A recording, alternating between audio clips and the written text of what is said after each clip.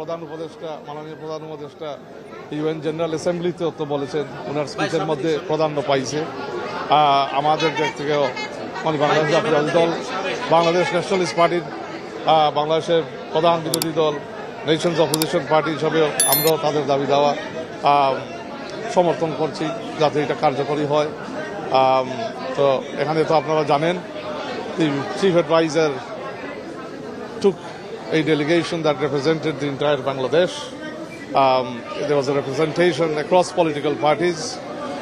So it was to show that Bangladesh is unified and Bangladesh stands high in the international fora, representing its national interests, led by the Honorable Chief Advisor of the interim government. না, কোনো সংখ্যা নেই।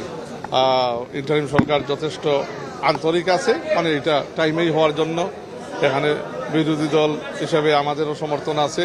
তো ইনশাআল্লাহ টাইমেই হবে, ফেব্রুয়ারিতেই হবে নির্বাচন।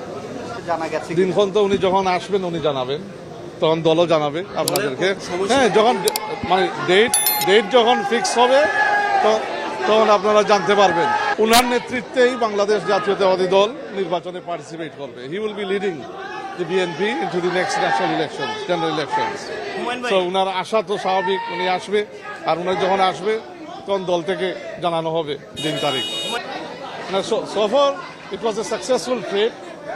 আর ডিম্মার আমার এইটা যে বললেন, ওইটা দেশের ভাবমূর্তি নষ্ট করে না, ওইটা টেররিস্ট, আওয়ামী লীগ টেররিস্টদেরকে আবার স্পষ্টভাবে তুলে ধরে যে এদেরকে কিসের জন্য সাময়িক মানে এদের মানে কার্যক্রম বাংলাদেশে সাসপেন্ড করা হয়েছে, নিষিদ্ধ করা হচ্ছে।